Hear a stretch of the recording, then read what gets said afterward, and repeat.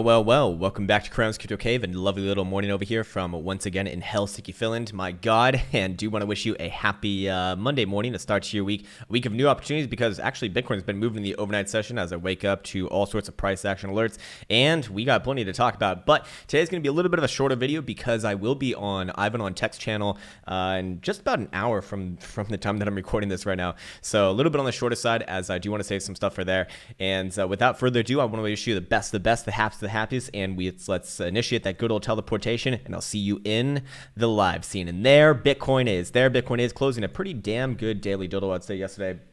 Which does offer up a couple of interpretations. Now, I suppose bears would be telling you that this is a shooting star, which you could make the argument that this is a shooting star, or if you want to call it, it's not really a spinning top, but I'm sure that some people are calling it that as well. But this is a little bit tricky, right? Because I'm actually not willing to call that this is a reversal-ish type dildo until we have follow-through. And this is a great example because we've been talking about this throughout the whole week, especially after the whole discussions of all the divergence fuckboys, right? The divergence fuckboys calling every goddamn thing, every goddamn little thing divergence. And you know what? We will have a local top being put in here if we can take out the low of yesterday night's dildo. If that happens, then yes, this will be confirmed as a shooting star, and we'll probably play out some downside, probably coming back down at the very least to the low 10,000s, maybe even mid 5,000, or sorry, maybe even mid to high 9,000s. As I struggle with my words, bearish divergence would be confirmed as well between this point and this point. If that were to happen, I'd be looking for the RSI to come back down and test the exponential on this one. But for right now, I actually do want to show a few things because this is a great intermediary between what we're talking about today and what we talked about and what we spoke about yesterday with the trading range. And if you remember yesterday, we had a nice little trading range, well defined on, I believe it was like a lower time frame, like a 2 hour perhaps, something like this, right? And on a 2 hour right here, it doesn't look all that interesting. But let's actually pull this out to a 12 hour, and you do see that Bitcoin did close, or sorry, yesterday after the video, after we recorded the video, we closed that next 12 hour on the bottom support trend line right around a 10,500.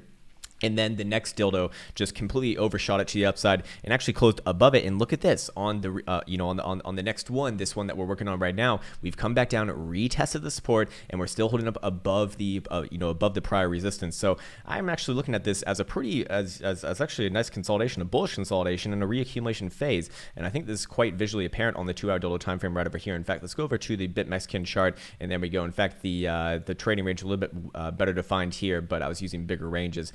So it's not necessarily as applicable, I suppose you could say. But with that said, it is worth mentioning that that overall, as long as Bitcoin holds this bottom support trend line right here, about 10,500, 10,550, I do look for this to get another try back up around here. And this does look just like Bitcoin's flagging out right now. Of course, there are, like I said, two interpretations of this, and the bearish interpretation of this would be had in one of two ways. Either we close a 2 hour dildo below about 10,500, 10,550, you want to get super exact, or we see the daily dildo take out the wick of the low side on yesterday's daily dildo, which would be about 10,500 as well. It's a few ticks below, but either one of those ways is completely fine by me. Of course, closing a higher level dildo below this area right over here. Yes, I did say a 2 hour, but I suppose a 4 hour would be even more convincing. Would probably be the more safe way of doing it, but I do think that it's appropriate to be aggressive if we did see, if we did say us take out yesterday's low on the daily. So with that said, I do run with the interpretation that this is bullish, first and foremost, actually, just because, well, the trend is your friend until the end of the trend, and more importantly, what we were monitoring yesterday with the weekly Trollinger Bands, I do believe, and I'm actually looking at these charts fresh today, but we closed a very damn good weekly right over here, and yes, we did close the weekly above the top Trollinger Band, which is about 10,200. We closed at 10,831 and 95 cents, and you can see that this that now, as I stutter my way through, now the weekly is actually doing, is actually flirting around right at the top of the Trollinger Band, which has really accelerated to the upside. Actually, now it's around 10,950. So I would, on this metric, be looking for continuation. If you're not familiar with the Trollinger Bands, typically when you close bands outside, outside the top or the bottom, that's during extremely strong trending moves, like we had right over here during the month of May to the upside, and like we had over here during the end of 2017 during this 2x in the span of a few weeks right over here, from 7 10,000 almost to 20,000, so almost really a 3x actually. So my point is that yes, we're closing back above the top 200 bands once again, and that does indicate, you know, a strong trend actually beginning, and you know, also same thing to the downside right over here, you know, during end of 2018. So all worth mentioning, and of course, looking at our weekly oscillators, we should be very cognizant of this fact. Weekly Stokes are in an area that has called some pretty nasty tops in the past. However, during strong trending moves, you know, it typically does create a support ledge like we saw over here during 2016 to this is literally going all the way back to 2016 and 2018 right over here. So 2-year long trend line.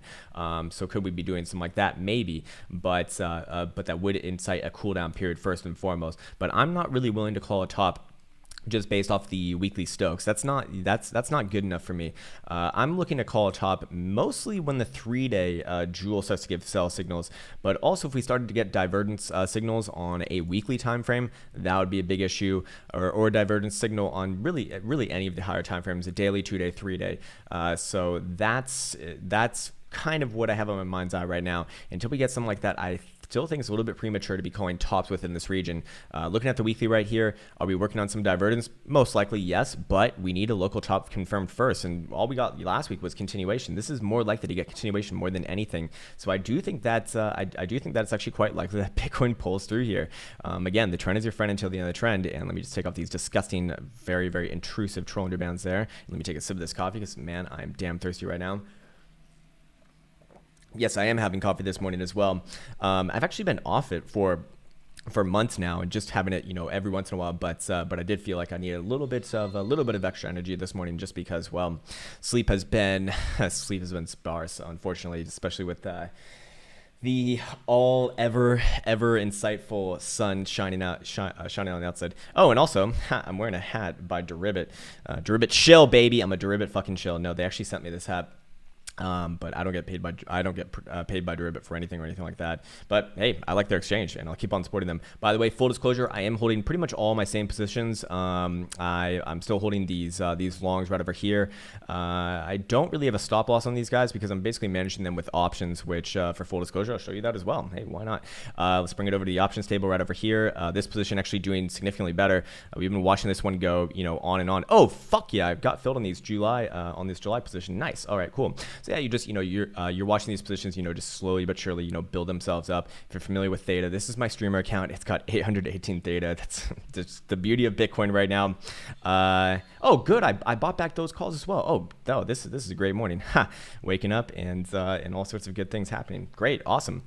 And short some of these 1350, and also short some of these 15,000 strike calls. I put in some heroic offers there, but basically I'm short the 10,500 strike calls because I do want to be covered this week, just as I will be dealing with a lot of life situations which could cause me to not be so responsive to my accounts. With my streamer account, I'd rather be safe than sorry. I'd rather be conservative. With my main account, I am leaving deltas open long, yes.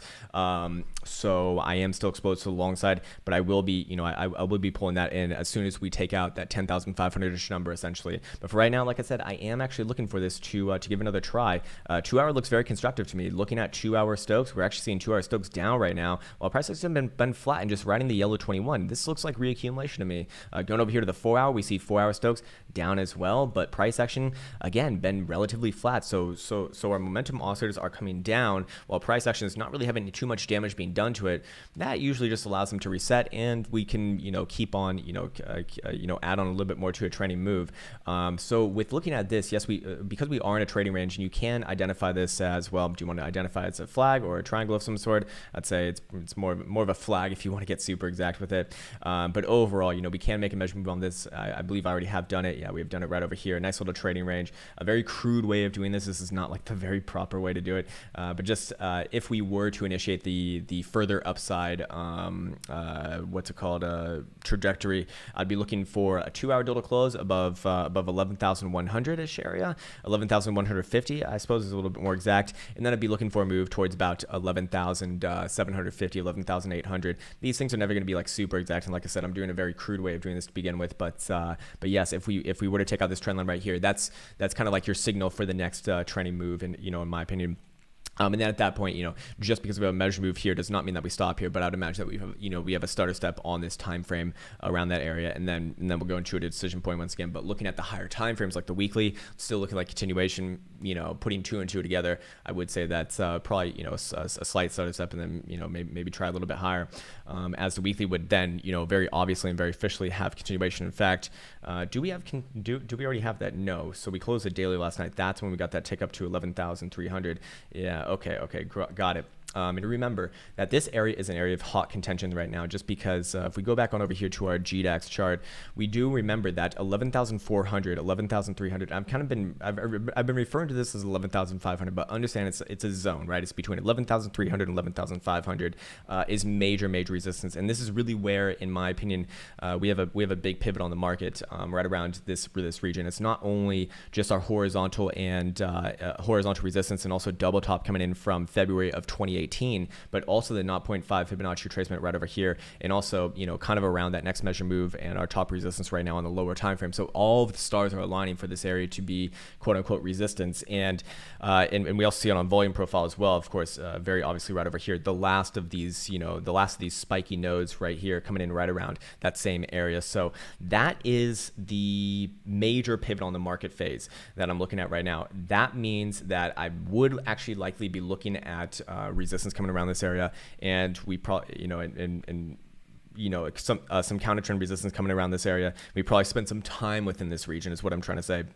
That also does imply, though, if Bitcoin is to really bulldoze its way through here and start closing higher level dildos above 11,400, 11,500, and I'm talking about like a day, at the very least a daily, but preferably like a 2-day, 3-day weekly, then, well, looking at this right here, very little stopping from the 618, which does actually accurately line up with this horizontal coming back all the way from the December 17 kind of support, what you can call a support.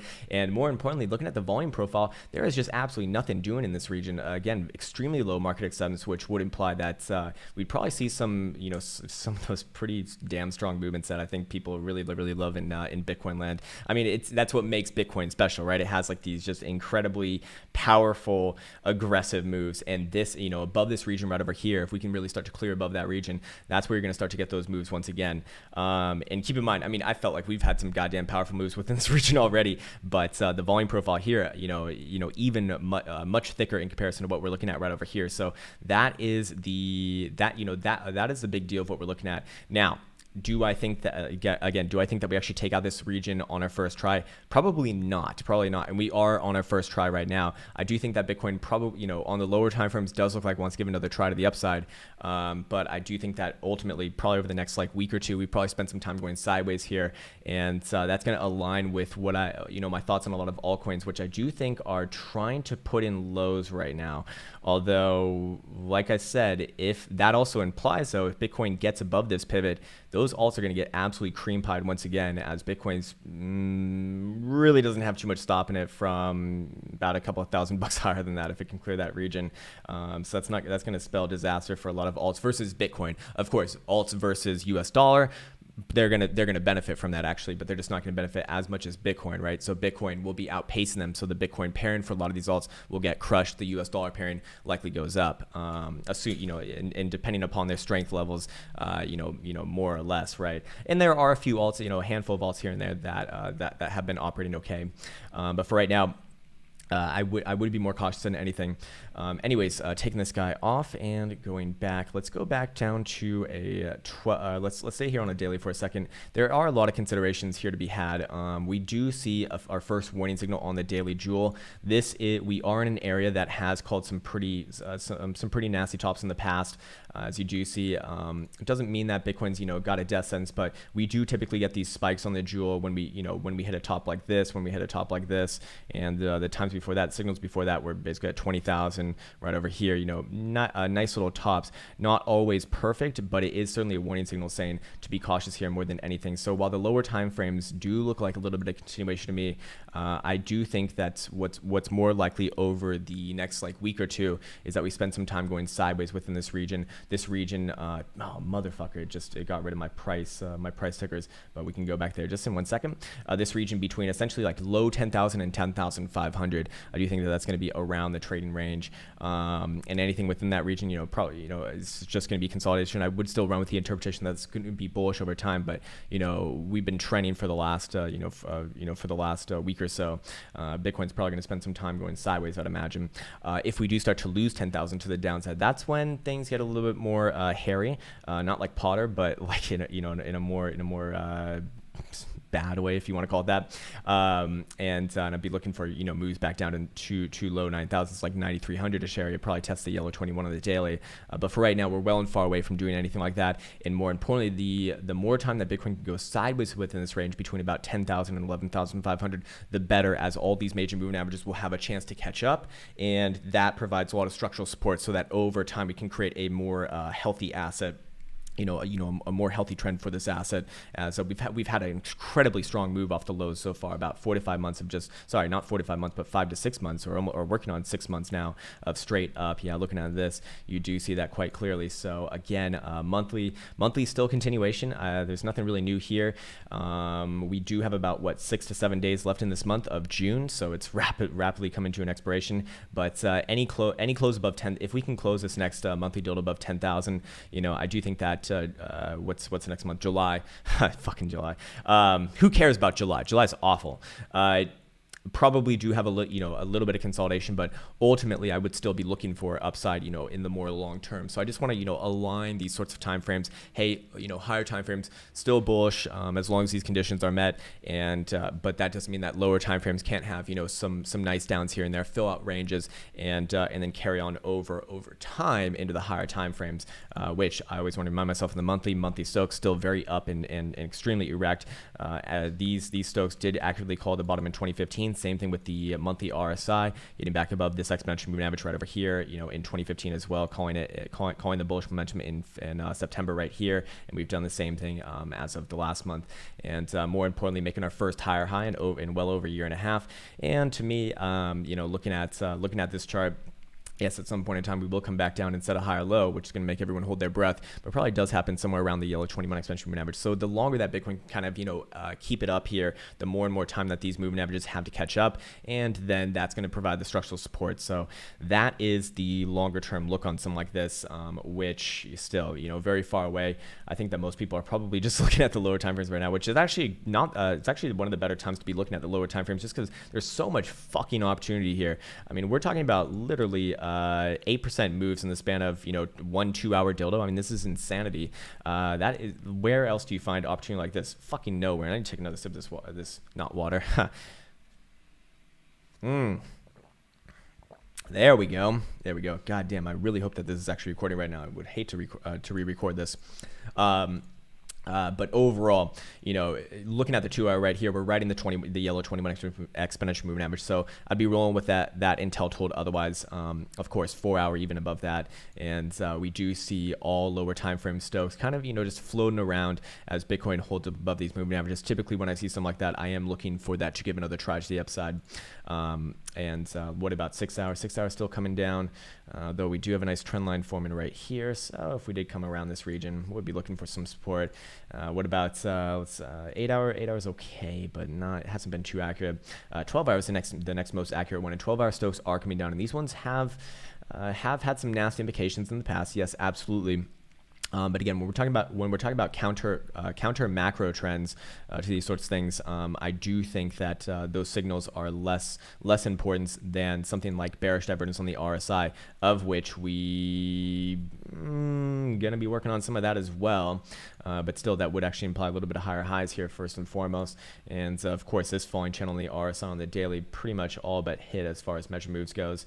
So we certainly do have some signals here. That momentum is being lost, but I'm still not willing to call a top until we actually, a small term top, until we actually take out on a decent time frame, like a 2 hour or a 4 hour below about 10,500-ish area, 10,550 with a close, or a daily ticking below 10,481 on BitMexico. Whichever one happens first is the one that I'd kind of roll with. Probably happen, around the same time as well. Anyways, let's see how CMEs are doing. They probably have another massive gap up open. Yep, massive gap up open for CMEs right here. And checking this out, we do see that on Friday we closed at $10,060. And where is $10,060? That's at the low side of the range of the, of the macro, or I shouldn't say the macro trading range, but like the more longer term trading range between about 11,500 and 10,000-ish region. So I do like that, as that will likely be a buy the next time that we come back down around there. But that also does imply that we do, come back down around there. Doesn't have a timing aspect on that. As you can see, gaps can be left unfilled for quite some time. In fact, when I was trading in the stock market, there's been gaps that have been unfilled for years, but they, as far as I know, as far as research that I know, they've always been filled. Maybe doesn't apply to like OTC bullshit or anything like that. But when we're talking about like traditional major markets, especially the higher caps, yes, they do. Well,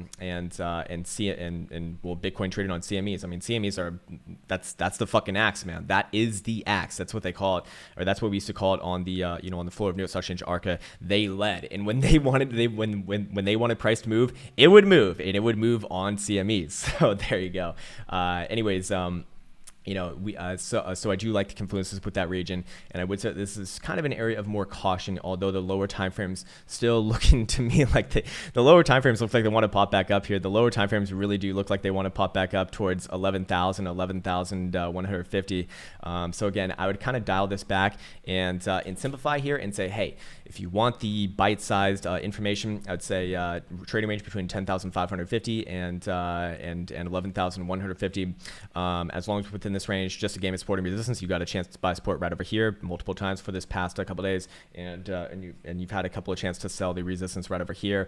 We do have a short-term resistance right here. If you want to be super, it's not very exact, but if you want to play like the very low time frames right around 11,000, but I'm gonna take that off for right now, and of course this is basically all that you need to be aware of. If we take out this guy to the downside, I'd be looking for a move down to about 10,000, fill the gap on the CMEs, probably do bounce quite strongly there.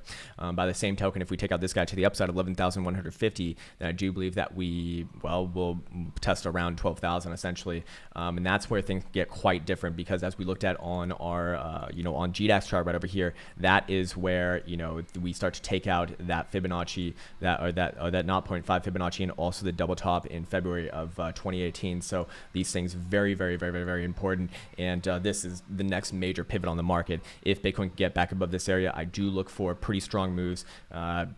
Much higher. We'll put it that way, much higher. But for right now, the 0.5 Fibonacci retracement is very statistically likely to provide a pullback here. So I would be agnostic. I'm not really providing too much else other than that. Like I said, I'm just showing my I'm showing my what's it called, my positions right here, because I want to be transparent with that. And when I don't feel strongly about price action, I don't really, go out of my way to look for positions. And again, this is my streamer account, so, I just want to keep it, more safe than anything. And for right now, selling these 10,500 strike calls, the way that I think of that is I sold them for about $800. So that's like selling selling coin, I suppose, at 11,300. And if I have all those long positions, then I'm basically covered up, to 11,300. Making money the whole way, and then above there it's just capped, right? And that's perfect for me, because I see 11,300 essentially as that next, the next top side of the range. So I basically created a range right now between about 10,500 and 11,300, we could call. So that's essentially what I'm doing right now. Don't really have to do anything until we actually move out of that range. If we move below, yeah, I'll probably sell some more actually. If we move above, then I'll probably just end up buying some more coins. I mean, that's expose myself to the long side once again. Don't really want to sell puts in this region, but but overall, that's kind of what I'm thinking. So with regards to that, I'll start to wrap it up here. I guess I'll look at the other top shitcoins very briefly. Mr. Buterin closing a strong weekly. I like the way that the weekly looks. Daily already came back down and kind of tested supports. I'd say that this is a good reaction so far. We did hit our first target on this at around 320-ish region, and I would say that a little bit more medium to long term, this is kind of where I'm looking towards, around 380 to 400-ish region. Let me actually bring it. I'm curious what the fib says on this guy. Let's do all the way down, and There we go. There we go. Yeah, actually the 236 is all the way up here. Holy shit, at 384. So that's Mr. Buterin can really have a lot of room to roll here. Actually, in fact, let's put another horizontal right here and create this range. And you can see that we actually closed a weekly above there. Yeah, I'm liking what I'm seeing from Mr. Buterin. I do think that he has some more upside to go overall. Again, weekly RSI still plenty of room here. Looking very constructive. So longer term, I would be bullish on it. What about shorter term though? Shorter term, yeah, losing a little bit of its luster here, but did hold up very accurately above this horizontal right here. So as long as it holds this horizontal at about 290, 295, I would roll with the interpretation that it's just a bullish consolidation. If we do break this area, then I'd be looking for moves back down to about 275 and maybe beyond that. But we'll talk about that if and when that does happen. It's still my bias would be consolidation, likely a bullish consolidation. Litecoin, what's Mrs. Litecoin doing? Losing a little bit on the lower time frames here. What about the daily though? Yeah, daily actually lost it a little bit as well, but a little bit of, did we hit our, yeah, we hit 146. My target was about 150. We didn't hit that. In fact, this one just getting up to our top side resistance, but with these sorts of things right here, because we haven't really seen it flush down as you'd expected if that was going to be a top, what's more likely accurate is that these diagonals were wrong on my part, which when I actually redraw it, you can see that it's very obvious, and that's why I don't like using diagonals. That's why I prefer horizontals, but still working on this ascending triangle right over here just basically gave you a chance to buy on this guy, which is just a very easy way to manage risk on it. If we close like a 4-hour dildo below about 134, I'd be looking for a move to come back down to the low 120s, but still creating an ascending triangle. If it does break out above 143, I would say my next target is somewhere around like 153, 154. So that's what I'm thinking on Mrs. Litecoin. Link, let's go check out Link really quick. Lower time frames, reaccumulating around this, around 15,500 as we spoke about yesterday. Daily, not great, to be fair. 12-hour, also not great, to be fair. It's actually, the 4-hour actually looks okay. The 4-hour looks like it wants to pop back up to 18,500. I'll put it that way. What about Cardano? What's Cardano doing? Back to its lows, but how did the daily close yesterday? Okay, so we got a nice hammer dildo followed by rejection dildo, both on high volume. Which way do you go with here? I do still think that this one tries some upside, and I'd just put a nice horizontal right here, and I'd say, hey, this is your support. Don't want to break this area right over here. And until that happens, you can try some trades off there. Of course, it's not financial advisor. I'm not a financial advisor, but let's see how the weekly close.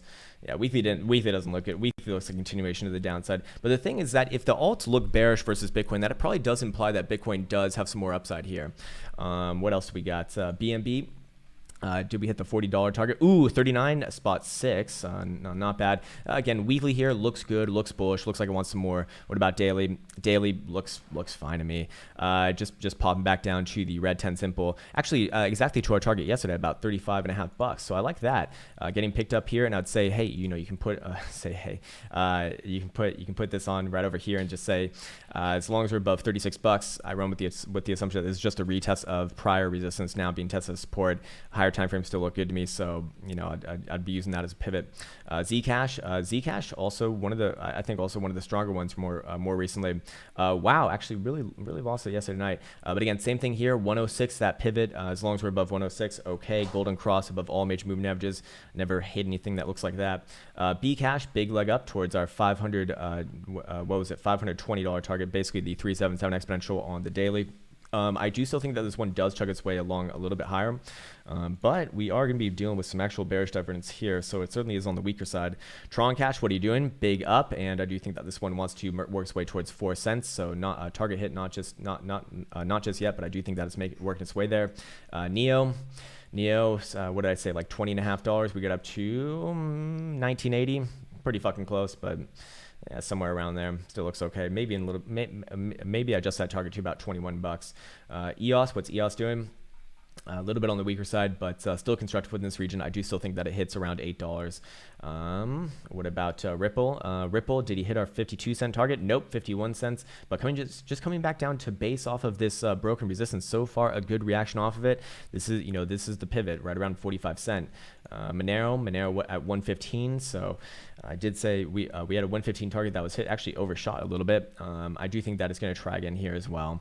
Again, these things look like they want to give a little bit more, but the pivot for this one about 112.25. and Stellar 1275, still within this flag formation right over here. If we do see a break above the 13 cent region, like close the daily above there, I'd be looking for a move towards 15 cent. And I think that basically does everything. So like I said, a little bit of a quicker video this morning. I'm going to be on Ivan's channel in actually just a few minutes now, so I'm going to upload this video to kind of wrap it up in just a couple of sentences. Trading range right here between 10,550 and 11,150. Break to the upside, looking for a move towards 11,750 is measure move. Break to the downside, looking for a move back down to 10,000 and fill the gap on CME, is looking for a bounce there. Anyways, that's going to do it for this morning. Looking forward to seeing you later. If not, I do want to wish you well. I do want to wish you the best possible Monday ever. You should always be wishing someone the best possible Monday ever, because if everyone has the best possible Monday ever, then your life's probably gonna be better anyways, because like if everyone's happy, then it's better with friends, right? Anyways, with that said, I'm gonna send you off now, and take care. See you soon.